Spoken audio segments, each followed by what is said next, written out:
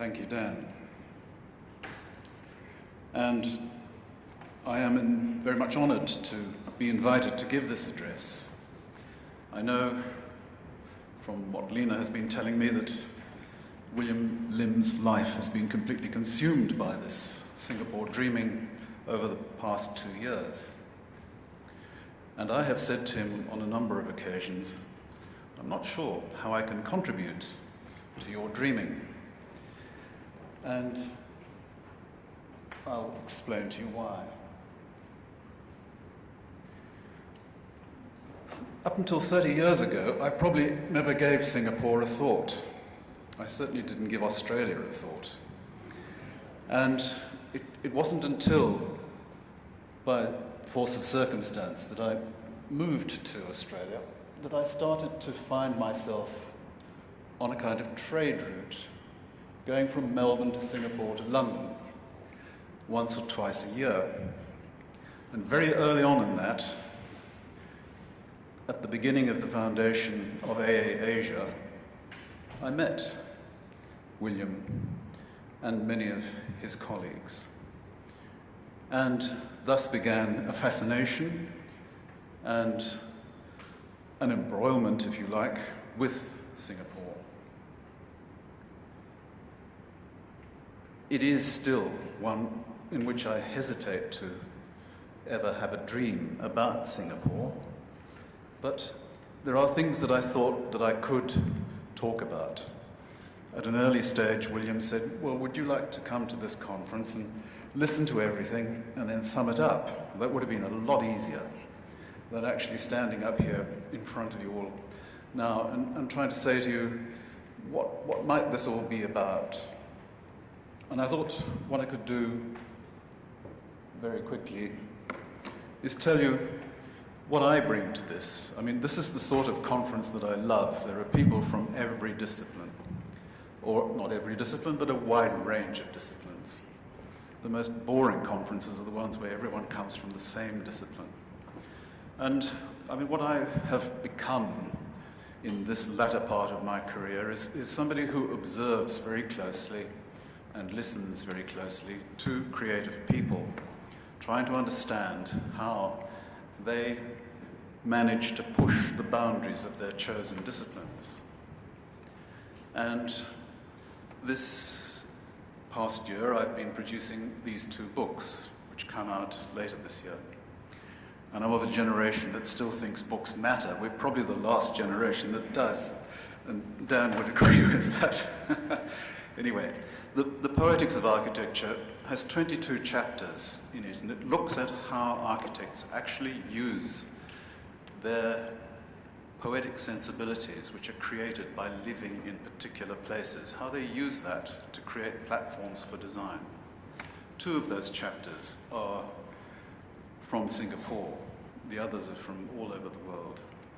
So there is some intense looking at, and I have worked with many Singaporean architects trying to understand how it is that they do what they do and why it is that it is so different to what other people do elsewhere, even when their work looks similar. And then in the other book, which is an issue of architectural design, I've been doing something which is a little bit like the dreaming that we're doing here. And this is called Pavilions, Pop-ups and Parasols. And it posits that there is a new kind of architecture emerging from the new ways in which we relate to each other on the electronic media. So that's my specialism, if you like. That's what I look at. So go back to my ideogram. What I thought was, if you set intellectuals dreaming, what can you expect to reap?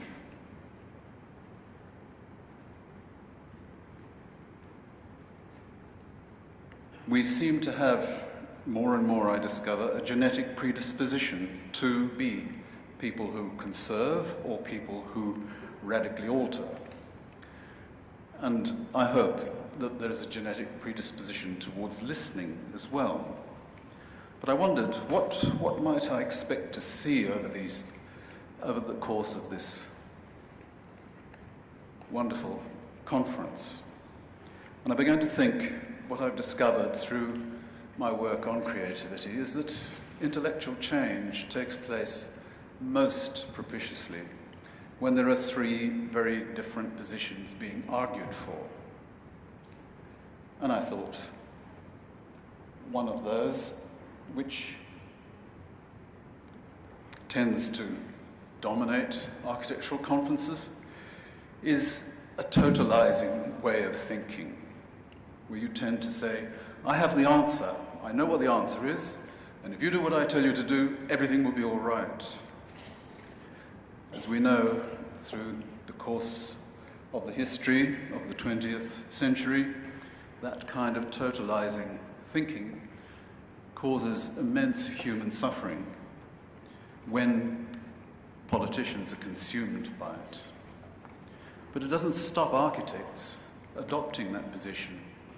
And it dismays me to find how many architects dream about being able to control the way in which people react to architecture. There is a terrible book by Patrick Schumacher, who is in Zaha Hadid's employ. And this book is entirely about the right way to do architecture, and he is adamant that every other way of doing architecture, other than the one that he has created for Zaha, is wrong and should be stopped, and he would like there to be laws against it. So I suspect, I'm hoping we don't have too much of that kind of dreaming going on here over the next day and a half. The sort of dreaming that I personally find appealing, and which the book on the poetics of architecture concentrates on, is in this funnel. And it's frankly ameliorative. It's about people saying, well, this is where we are. What can we do to help? How can we make this slightly better? How can we improvise? How can we adjust? How can we really improve the lot of people by looking around us and seeing what can be done to help? In the margins of this ideogram, I refer to a book by Lee Schaik, who was a colleague for some of you here some years ago. And the book, Power and Virtue, Architecture and Intellectual Change in England, documents a battle in the 17th century between these two first positions that I've been talking about. On the one hand, there were the idealists who believed in a perfectible universe and also believed in a perfect and correct architecture. And on the other hand, there were the Tories, who were pragmatic realists. And Christopher Wren, the great English architect, was a Tory. And his work was hated by the Whig theorists because it was pragmatic and incorrect. It often did things that really didn't add up in a perfect universe. It's very difficult to name any of the work that the Whigs admired because it's all so boring that none of us have bothered to remember any of the architects who did it, but they did do it.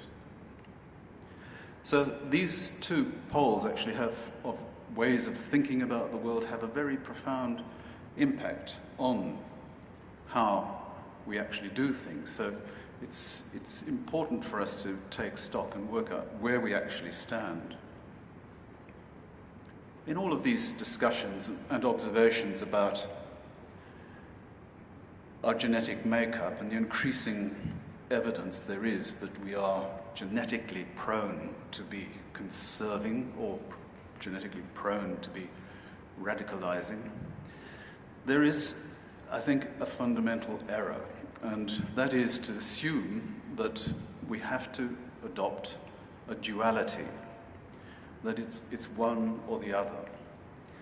And all the research that I've done with architects and other creative practitioners over the past 30 years has led me to discover that tripolarity is a fundamental part of creative practice. And in this, I'm allied with the work of Randall Collins, the sociologist from Harvard, whose huge investigation into creativity and intellectual change demonstrates that it is indeed when there are three positions being fought for that intellectual change takes place. We've become too used, thanks to Hegel and others, to believing that all of intellectual life is an opposition of one thing and the other, left and right, black and white. And the same thing permeates the sciences, because when that genetic experiment is set up, the scientists are looking for a predisposition to being radical and a predisposition to being liberal. And in that very mind frame, they queer their experiments. What might the third pole be? It's always been there, but it's seldom picked up in history. At the time that Lisa Chow was studying in England, there was the whole of the intellectual climate that led to Chartism. And that is a position in which we trust each other and listen to each other and don't assume that we need the leadership of strong men, usually, or strong women. There is so much evidence to point to how important it is to try and find systems that allow us to listen and work with other people rather than to impose upon them, in one way or another, our own belief about what is good.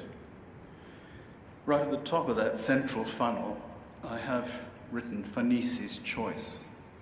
And this was an example which completely changed for a while the way in which the World Bank operated.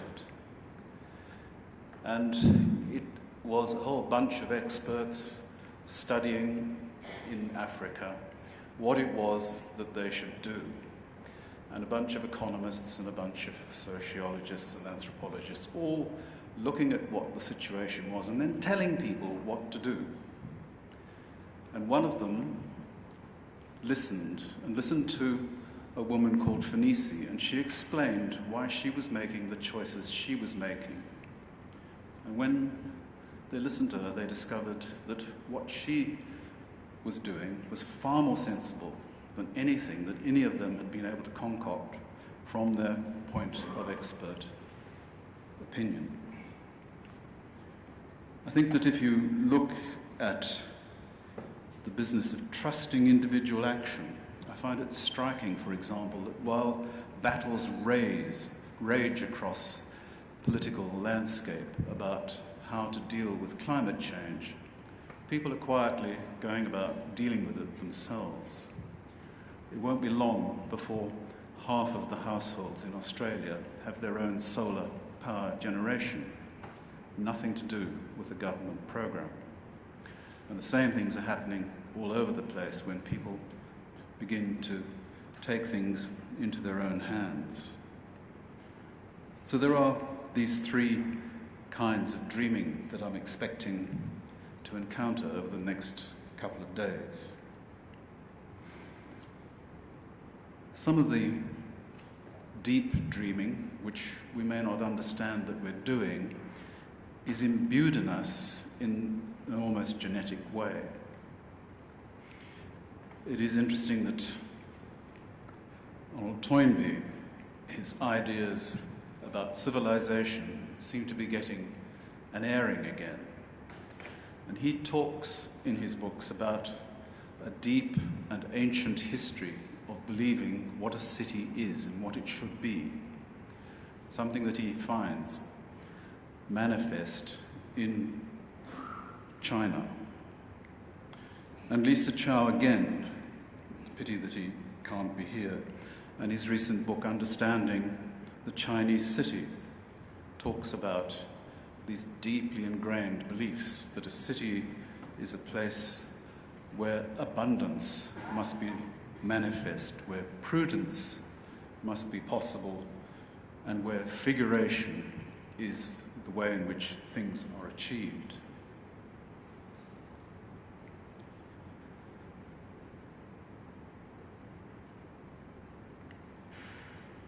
I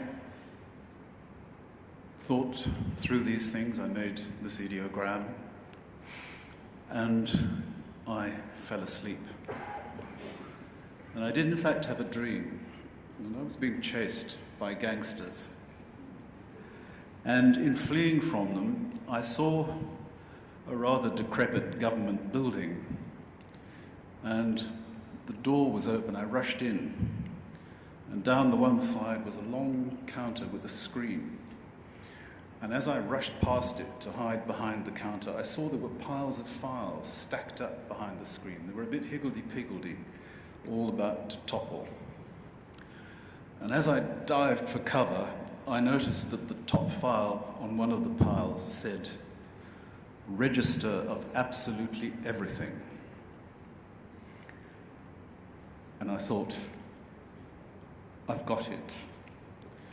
And later, I was telling a story in the dream to somebody about what I'd seen, and they said, well, if you can go back and get that file, the reward to you will be immense. And I rushed back to that office, and I sorted through those files, and I went through the piles, and I could not find it. It had gone. I hope you have better luck with your dreaming than I had with mine. Thank you.